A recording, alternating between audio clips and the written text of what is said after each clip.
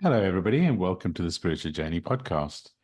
We're on episode 125. That's crazy. I always like to start the podcast by saying thank you. I feel so blessed with this podcast. Was really led to start it, and it's a passion project. And yeah, I've just learned this week that we are a top 2.5% podcast. So we're ranked by listen notes for all podcasts. We're in the top 2.5%. So we couldn't have got here without you guys. So thank you for listening to the podcast. Thank you for supporting us. Thank you for all your feedback. Feel very, very blessed.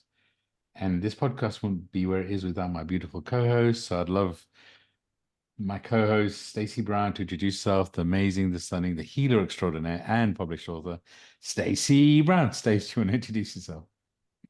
You know I've got to do that, right? It makes me laugh every time, every single time. Thank you, friends, for being here. My name is Stacy. I'm an intuitive healer, a spiritual mentor and coach, and Akashic record reader. And yes, I recently published a book, Journey to Soul Center Discovering the Gift of Surrender. Very excited about this episode, and I have a feeling it's going to be a really good one. So thanks for having me. And I want to introduce our beautiful co-host. So Brandi is joining us. Um, Brandi reached out to us, I think, last year. We had a conversation about her joining, and there's a divine timing to it. So, Brandi, thank you for being a guest on this podcast. And I'd love for you to introduce yourself. Yes, thank you so much for having me today. Again, my name is Brandi Van, and I'm a psychic medium, and I'm also now a psychic medium mentor. So I'm also helping other people develop their spiritual gifts and develop their psychic intuition also. Beautiful. And hi, everybody. I'm Nims.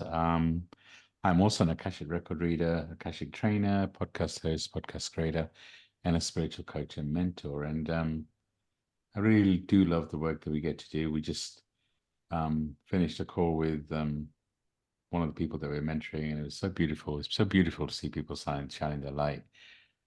And I guess let's start by just reminding people we have a promo this month, Mud March, where you get to really kind of find what me and Stacey do. So what we're doing is basically you get a 30-minute reading from us, either reading or a coaching session, either jointly, individually. We're only charging $33. What we're trying to do is really kind of give you an exposure as to what we do.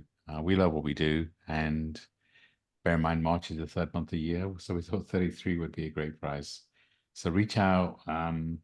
All of our details will always be in the show notes, so you can find all of our details as well as links to book the reading in the show notes.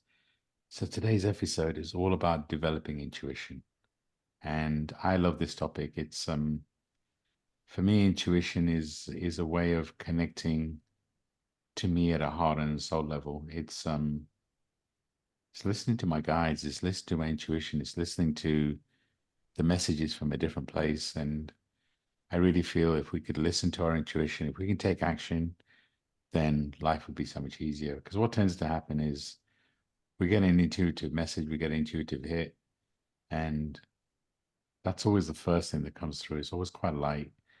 And then what happens is our ego kicks in, and that's where doubt comes in, and we start to kind of doubt our intuition. And for me, it's like a muscle. The more that you follow into your intuition, the more that you build on it, and the more your connection to your guides and your intuitive messages comes in, and the stronger the messages and the easier it kind of gets. And for me, the messages can come in our mind, in our own voice. It can come in a different voice. It can come just in the song that I'm listening to, in a conversation I'm having with friends, or listen to a podcast as an example. But yeah, this topic was picked by Brandi. So Brandi, I'd love to get your perspective on it. What does it mean to you? And actually, why did you pick this topic in particular?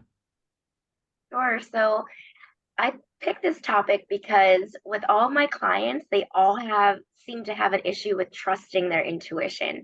So they have a ton of self-doubt. They don't have the confidence to really believe in the messages that they're hearing from spirit or from their intuition. And I think a lot of people don't realize that listening to your intuition is actually the first step in developing your psychic abilities, because it is that sixth sense. We all have our five physical senses, but we're also born with this innate psychic ability, our sixth sense, our intuition. And so a lot of people might dismiss that and think they don't have this ability, but we all have it. It's just a matter of being able to tune into it. So that's definitely why I chose it. I hope that people can realize that they all do have it and it can be developed. So yeah, I really love this topic because I was at that same thing that you mentioned about the ego, right? So everyone goes through that battle between your rational mind telling you there's no way that this is true, there's no science based on any of this, versus your intuition coming through, which really how I see it is the voice of your heart and your soul and really guiding you to your life's purpose. And so if you have that battle, and especially if you've been taught your whole life to listen to that logical mind, to listen to analyzing, to rationality, it is quite a battle. So I really hope that people today will be able to understand that it is a battle, but it's a battle that can be won. I love that. And, it is, I agree. It's that we all have intuition. And it's like, for our listeners, maybe go back to a major decision you made. And how did you make that decision? I really believe a lot of our major decisions does come from our intuition. And sometimes we get ideas and we don't wonder, where did that come from? And that's what I mean. And like you say, we all have the ability. It's kind of, but it is a leap of faith, right? Because it's like when you took a heart and soul, it is more of a heart and soul decision. Whereas a head is all of our programming, the ones which says that we need to listen to our head, not our heart. And that's what we kind of battling against. Whereas if we could just trust our intuition, I think it's a beautiful space. And obviously, I'd love to hear from Stace. Stace, when I say to you, developing intuition and kind of what your journey was like and what feedback you can give to our listeners, what would that be? So I think we're all born with intuition. And I believe that from our experiences and our exposure, some of us close it off inadvertently, some of us close it off intentionally. But I have found that little children have the strongest intuitive ability, right? They have recently been in the spirit realm. They come to this earth getting a human body, and like they're so open. They're open to whatever experiences are happening around them. They can sense energies around them. I've seen it time and time again with my own children, with other people's children. And then we go through our life experiences, and sometimes it can close down that intuitive center that we have when we're born. For me, I felt like I was shamed for my gifts and abilities, and I became very like private and closed off the more that I went through in my life. And it wasn't until I went on a journey of loving and accepting myself that I really came to know the power of what could be. And I've said this often here in this space, but I believe when we love ourselves, we trust ourselves. And when we trust ourselves, we listen to our intuition. And I feel like those things go together. And I think a lot of people in today's world don't love themselves and they don't have an awareness. And that creates a disconnect. Imagine being in a relationship with someone else and not trusting them. If you didn't trust them, you wouldn't listen to them, right? You wouldn't take what they're saying for face value. You would do a wall up and be blocked and say, no, I don't believe what you're saying. So I think that when it comes to listening to our soul, listening to our intuition, and trusting the messages, we have to develop a relationship with ourselves that's more intimate and loving. And from that space, we can then listen to the intuitive hits that we get. I also believe that it's something that we have to develop, and it's a muscle that we strengthen.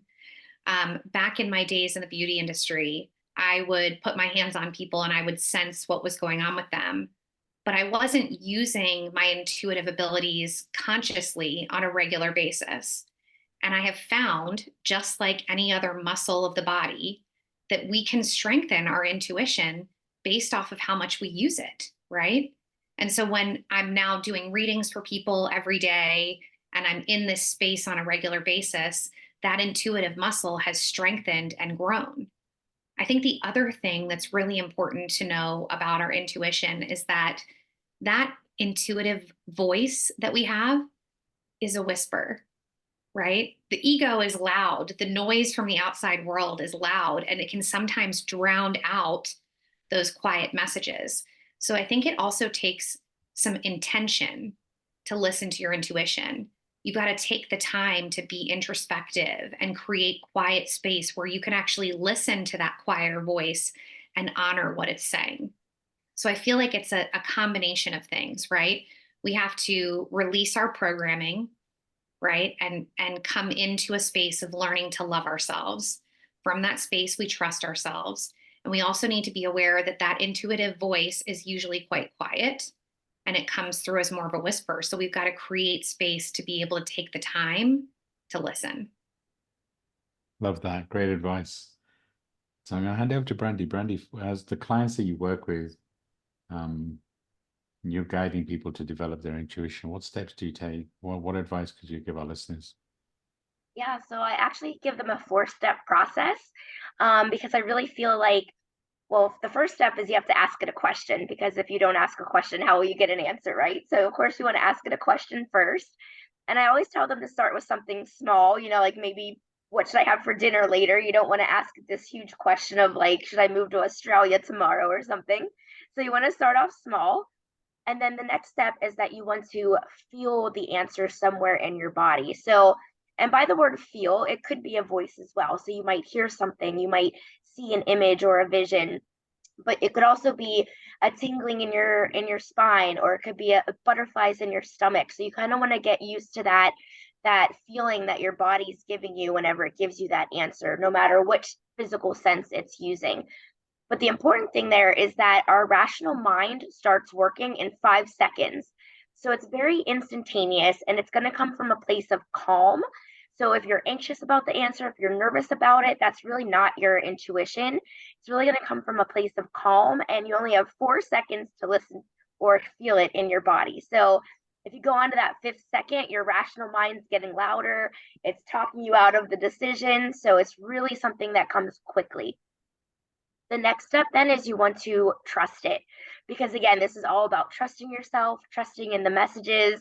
You might not know the purpose of why it's giving you that answer right now, and maybe you never will, or maybe someday you will, but you just want to really trust it, because it is your heart and soul talking to you, and that's something that you definitely want to trust. And then the last step is that you need to act on it, because if you don't act on it, then I don't know why you did any of these steps anyways, right? So you want to make sure that you act on it. And then maybe in time, you'll start to see, what that reason might be. There might be a pattern that your energy is, you have more energy, or your life is flowing easier. So whatever you start to see, you could keep a journal of the questions that you asked, the answers that it gave you, and the action that you took, and then see how it's actually changing your life. So that's really the biggest advice that I give to my clients that go through my mentorship program. I love it. I love it. It's great. It's great advice. And it is, I hear from so many people that I don't get messages. I'm not sure I have guides. I'm not sure, the intuitive for me is the first step to connecting with your guides. And I guess just to remind people, everybody has guides, everybody has intuition, everybody receives messages. And right now,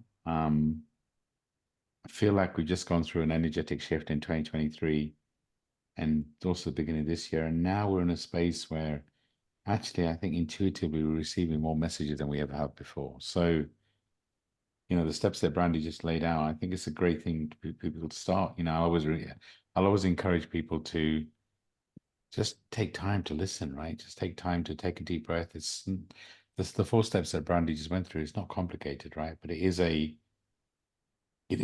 leap of faith. And both Stace and Brandi both talked about, the initial message you get. Brandi talked about 4 seconds and the 5th second being too long. It is that first thing. So if you're going to sit there and ask a question, and maybe you want to do it now, maybe you want to pause the podcast and just sit in quiet, take a deep breath in, ask a question, maybe have a pen and paper, and just, what's the first answer you get?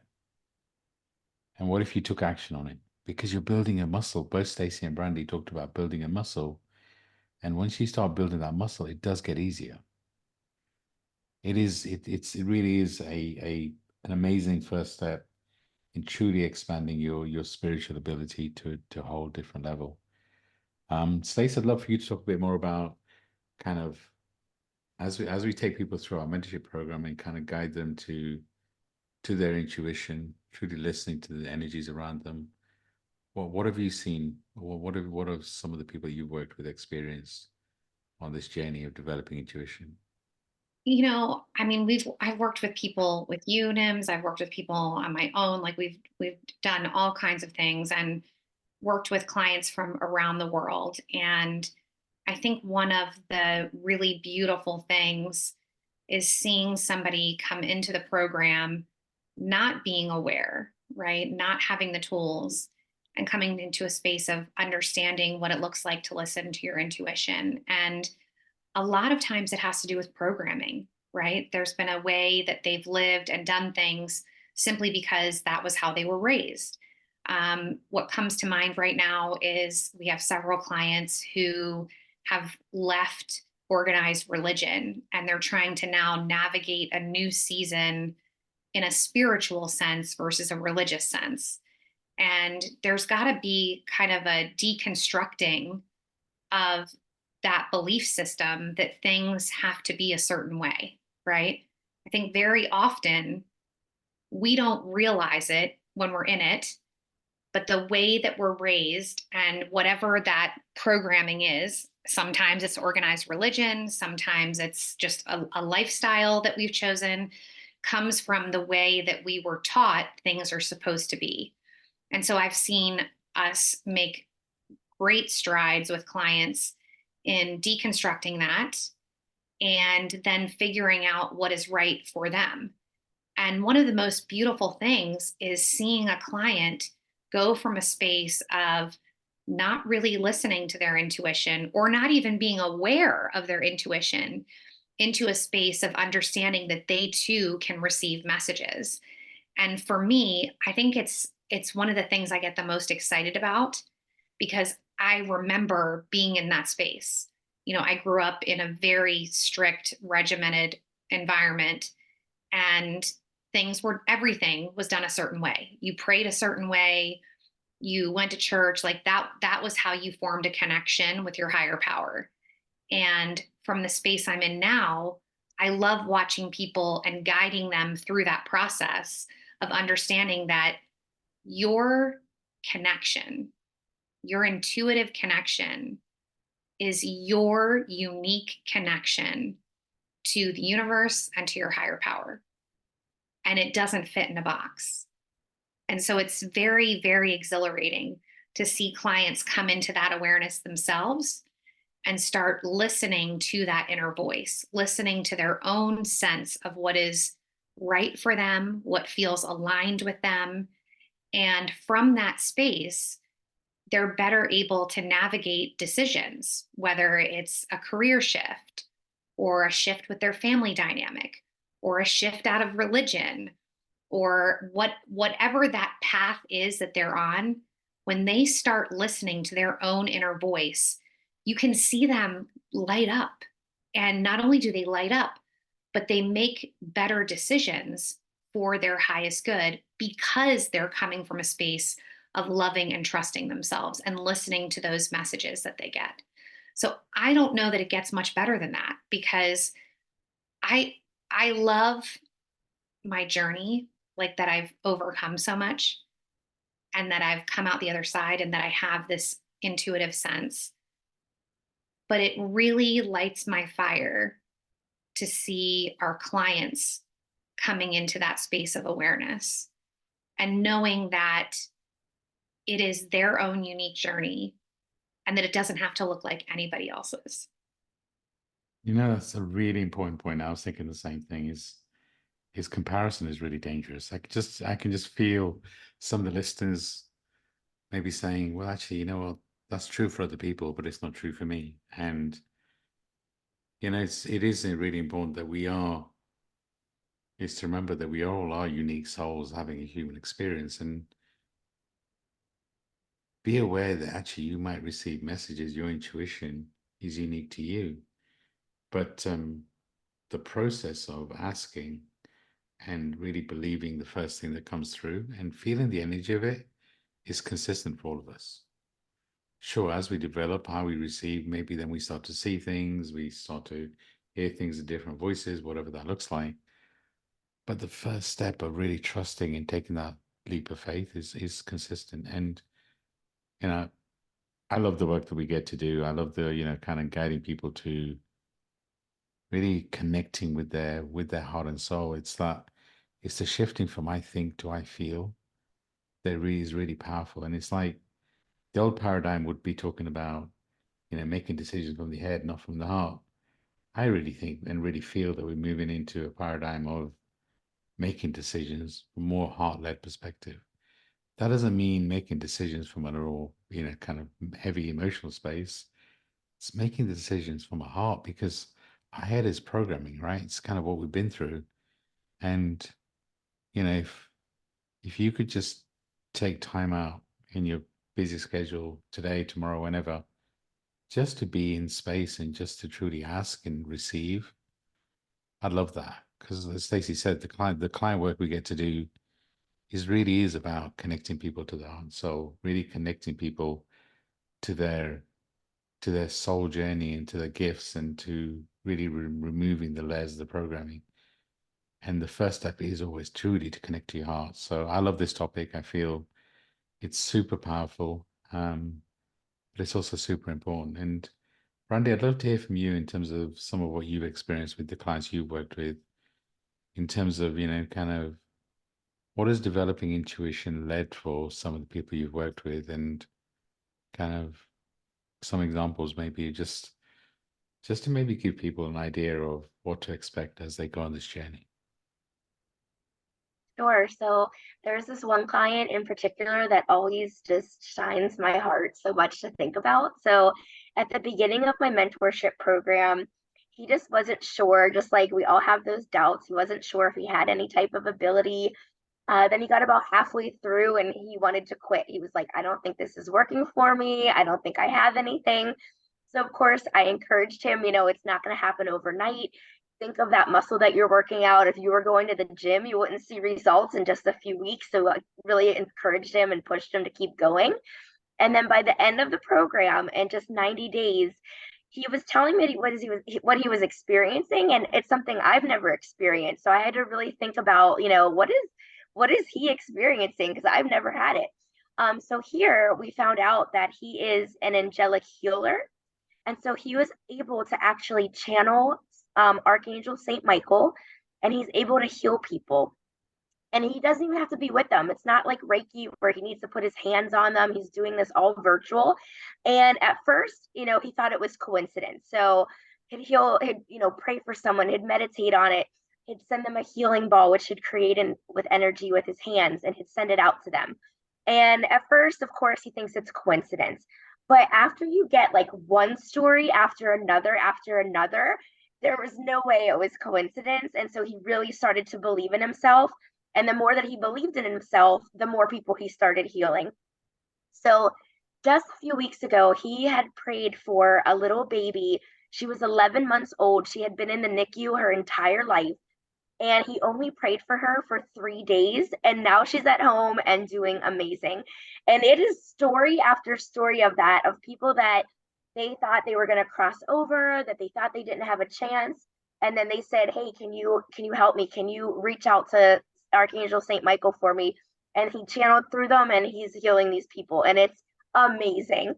And that's, again, something that I can't do, but to watch him do that, and someone who almost didn't believe in himself enough and almost gave up on that, and now he's able to heal people, is just so incredible.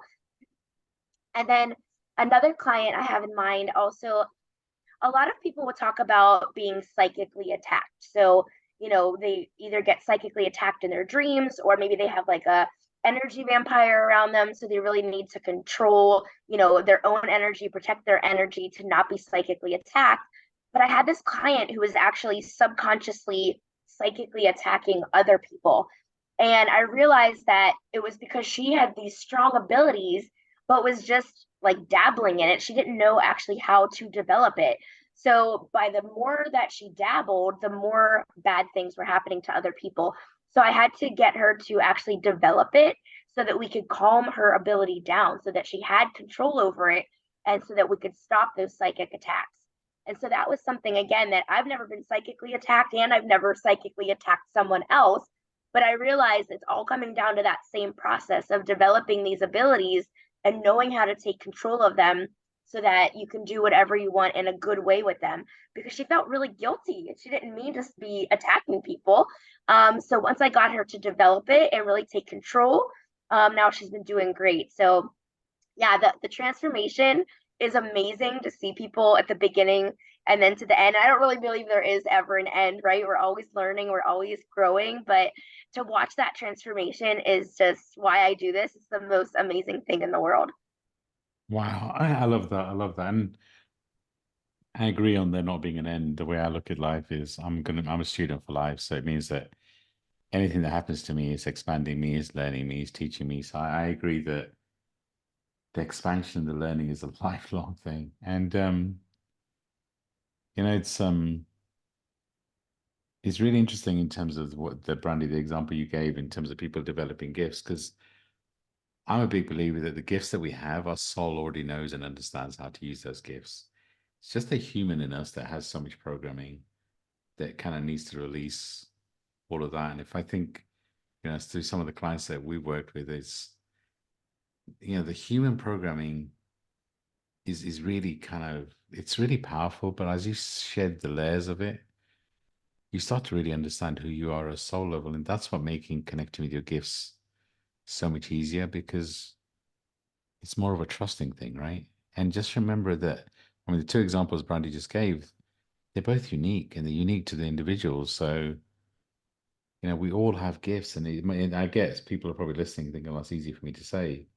But here's, if you could just truly go through the exercise of closing your eyes and just asking a question and just listening, maybe that does start a process. Some of the other things you can do, obviously, meditation and mindfulness, meditating, being in a quiet space.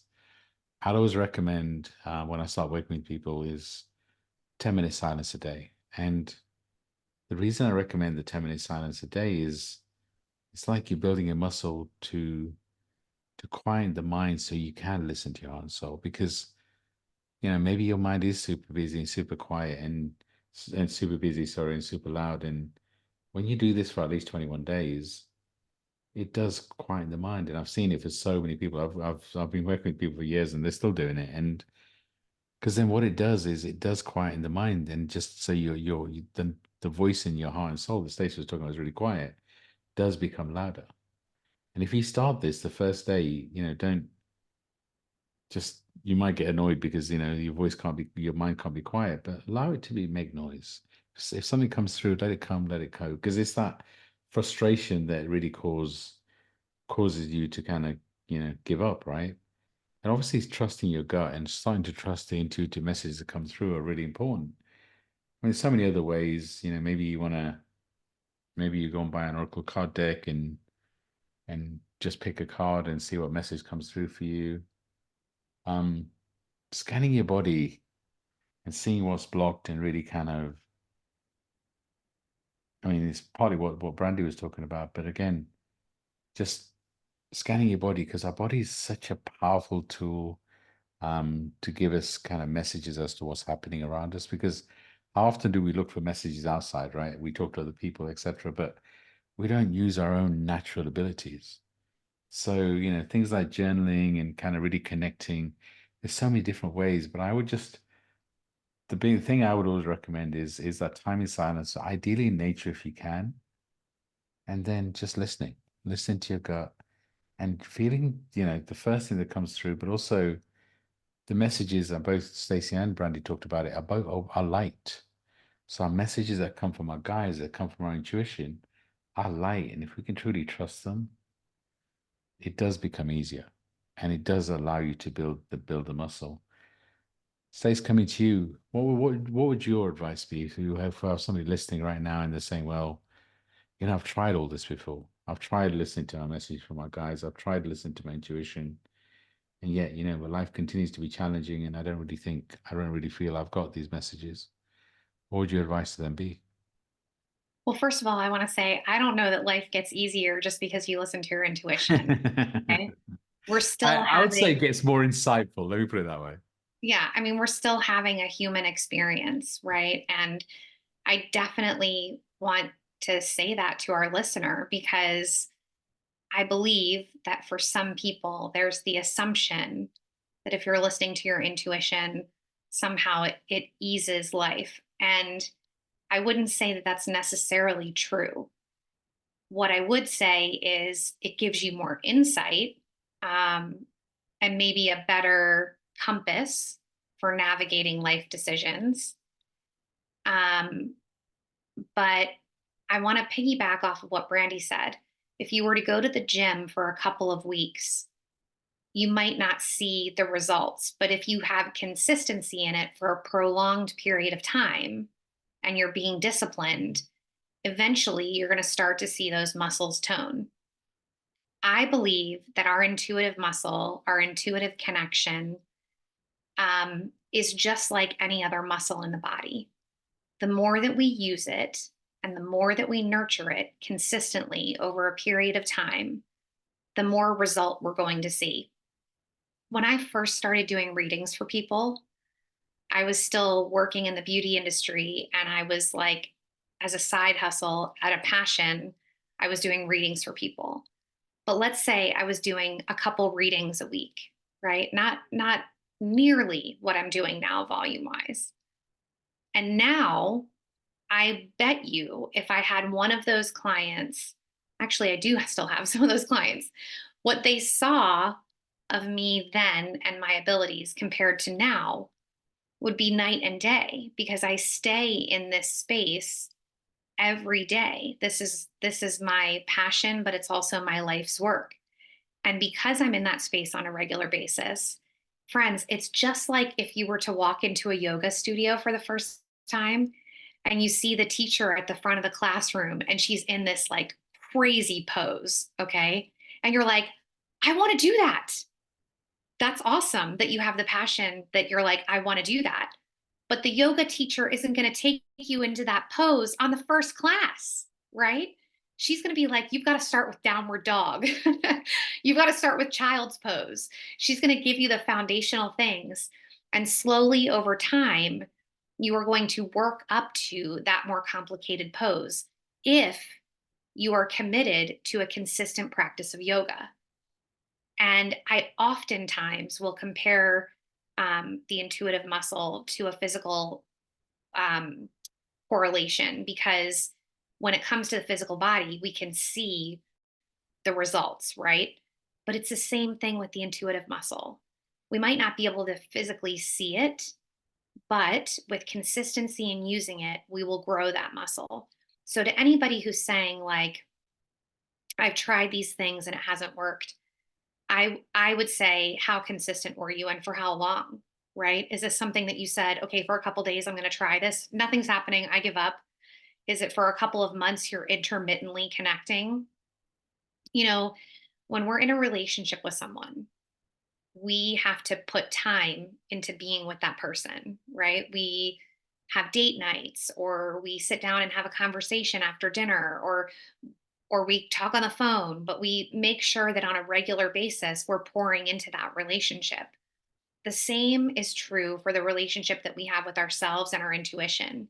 The more we invest in that relationship, the stronger and deeper that relationship becomes. So if you've tried the things that we're talking about and you haven't seen results, my question to you is, how long have you been doing it? And what have you been doing? Everybody has a different way of connecting. For me, one of the ways that I've always felt really connected is when I'm out on a walk or a run and I'm kind of quieting the outside noise and I have the rhythm of my feet hitting the pavement. And somehow it puts me into this meditative state where I feel very, very connected. So that's just one of the ways that I try to consistently form that connection, right? The other way that I feel very connected is when I'm writing. For whatever reason, when I put a pen to paper, I go to another space and the messages just flow to me. So I would encourage you to first try consistently for a lengthy period of time using whatever tactics you feel work for you to connect with your intuition. And if those things aren't working, I would explore other things. Like if you've tried meditating, maybe you need to add writing to the mix.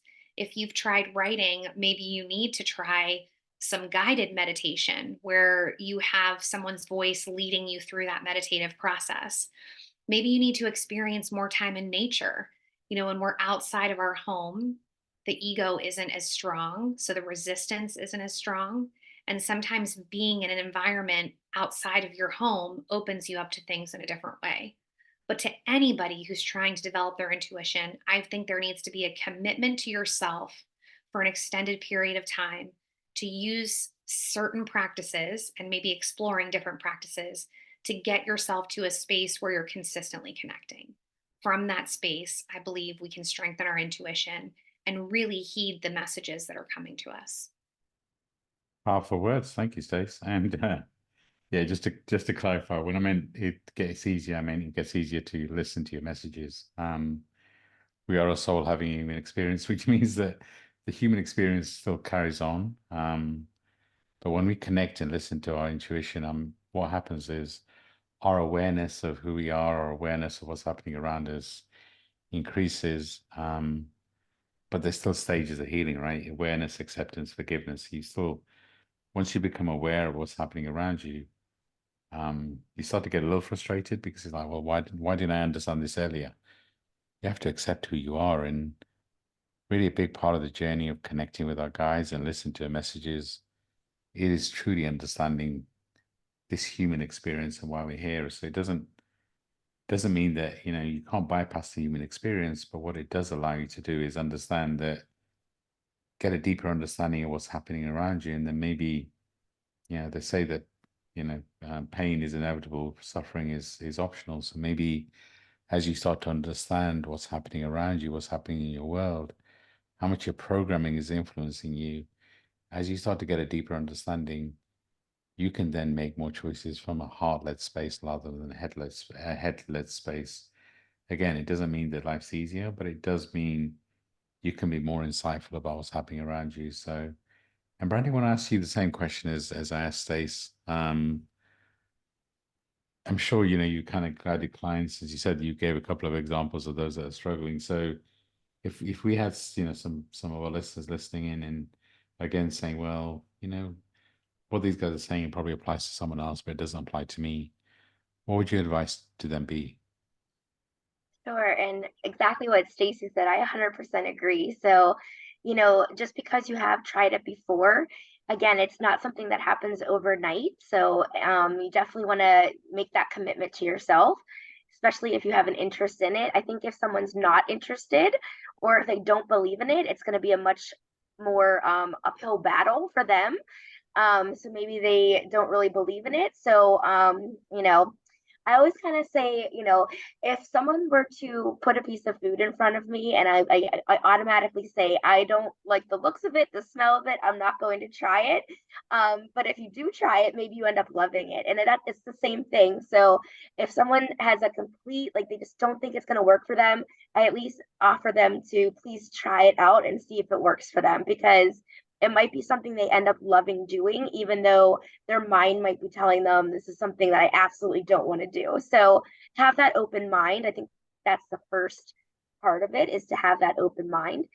And then also, yeah, a lot of people think meditation, but a lot of it is also like active meditation, as Stacy had said. So whether you're writing or you're doing something, anytime you're doing something that's either creative or something that completely takes your mind off of the real world, let's say, and you're 100% into it, you don't even realize that that's a form of meditation because your mind is turned off and you don't even realize it. So for me, that's dancing. I love dancing. So anytime I'm dancing, I consider that to be my form of meditation also. And also, I think that if you do visualization techniques, a lot of people will do that, but not only, like, I know the word visualization obviously means to see something. And I think people get a little discouraged if they're not able to see in their mind's eye, or they're not able to see something. So I always tell them, even though that word visualization is in there, to actually use whatever physical sense is best for them. So whether that's hearing, feeling, sensing, or knowing it, that again is your intuition talking. So even if you hear like, envision a white ball of light, and if you can't see it, maybe you feel it, maybe you feel the warmth of it, or you just know it's there, you sense it's there. So visualization techniques are a great thing too to develop your intuition, but don't get hung up on that word visualization. Really feel whatever sense works for you and then run with it, because I kind of see it like sports. So if every physical sense is a sport, the goal of the sport is to win at it. You don't need to be good at every single sport and win at it. Just figure out which one is yours. So whether it's feeling the answer of your intuition, or hearing it, or seeing it, whichever it is, that is the right one for you. That's your unique one, and that's the one that you want to run with. I love that. And, actually, Brandi and Stace both make a valid point in terms of meditation. All of the ideas we've suggested are kind of all different things that work for different people that we've worked with and work for ourselves. You've got to follow the ones that resonate. So when you talk about meditation, a walk in nature can be very meditative. Sure, closing your eyes and following a guided meditation works too. But driving, running, it's whatever takes you, playing musical instrument, whatever takes you to a place where it's almost like your mind's quiet and you're just being. Go to that space and really connect from there. Do what's right for you. Because sometimes we follow what other people say, and if it doesn't resonate, then we've got to adjust and do something different. So I think, Brandi, a really good point. And Brandi, I'd love for you to, as we get closer to the end of it, end of this podcast, if somebody wanted to work with you, what would that look like, and how can they reach out to you? Sure. So they can go to my website, brandivan.com, and that has all the information on my mentorship program. But really, even if someone just isn't sure if they want to join a mentorship and they're just looking for a like-minded person to talk about their experiences, to maybe get some advice, just for someone to hear them out and say, hey, I know you're not crazy, because a lot of times people will be afraid to talk to someone about this. I would love to even be that person for them, even if they don't work with me. But I do feel like having a mentor is the best way to go. It's going to give you that safe, wise path that they've already been on, that they can take you on your journey. But really, what I do is a group program so that they have that like-minded community of other clients that are in the program. Everything is on video, so they can pause it, replay it, and they also have access to me at all times, because I really don't want them to ever be stuck or to have a question that they can't keep moving forward. I think that's the biggest thing here, is to just keep moving and having that person that will always encourage you. And I would love to be that for someone that's looking to do this. That's awesome. And I will include your website details and contact details in the show notes. And I am going to come back to you before we close on a general prompt for our listeners. So just to give you a bit of pre-warning. But Stacey, as we close out, any final advice for our listeners, and a journal prompt that maybe gets people on their journey? So I would say the first thing is, if you're not sure where to start, I don't believe that we're meant to take this journey alone. So I absolutely feel that getting support is imperative. I don't know how I would have opened this part of myself up without the mentors and guides who came into my life, advising me, holding my hand, and helping me through navigating this new season of my life. And I'm deeply grateful for those people who came alongside me at just the right time. So you don't have to reinvent the wheel. You're not the only one who feels what you're feeling right now. And reaching out to us or to Brandi might be a next step for you. So I would absolutely say contemplate that. And if you're not sure what you need, Nimesh and I do a free discovery call. You can go to either one of our websites to get more information on that. But a free discovery call might be the place to start when you don't know what to do next, and we can help you with that. And then as far as journal prompts, I would actually say sit down with your journal in a quiet space. where you can be in your own energy and just take a moment to listen. Take a moment to get still. Take a moment to clear away all of the noise, the chaos of your life, the stress. And why not do it in the third person? So if I was writing to myself, I would say, "Dear Stacy," and just see what the universe has for you. If you do that in the third person, sometimes it can shift us and allow us to step outside of ourselves for a few moments. And what is the universe, your higher power, trying to tell you? And just let the words flow on the page. Wow, I love that. I love that. And it's just such a powerful thing to do, journaling in the third person, because we're so hard on ourselves when we talking to ourselves in the third person. It makes it easier for us to have that loving conversation. So I love that idea, Stace. And Brandi, I'm coming to you next. And any final bits of advice as we close out? And what's the general prompt that you'd give to our listeners? Sure. So I think a lot of people don't realize what an intuitive experience is to even know that they're having them. So if they go to my website, they can sign up to receive a free PDF that I've created on showing them they are having these experiences. They might just not realize it. For instance, if they go into a room and they just get a bad vibe from it, or maybe they've had a dream that ended up coming true. So just little things like that, that maybe they don't think they even have intuitive experiences. I think that's the first place to start to realize that you are having them. But as for the journal prompt, I think off of our conversation today, it'd be really a great place to start to look at your spiritual past, present, and then where you want to go in the future. So if you look at your past of, were you taught to live how other people want you to live? Or have you been taught your whole life to listen to that rational mind? Because that can show you where you've been programmed, right? But maybe in your present, you want that all to change. So you start to look at, how can I change this? How can I open up my awareness so that, I realize I don't just have to look at rationalization or numbers or critical thinking. There is a different way, because then what do you want your future to look like? Because maybe you do want to go down this intuitive path and get these messages. So I think looking at your past, present, and future of your spiritual journey can really help you to realize that even though you've been somewhere your whole life, it doesn't mean that that's where your whole life is still going to go. You have the power to change it. Love it, love it. And yeah, as we close out this episode, just as a reminder, me and Stace do have that promo where you can really connect with us and get a reading or a coaching, or maybe even have a conversation about how to receive messages. And we can guide you along in the 30-minute reading, 30-minute session.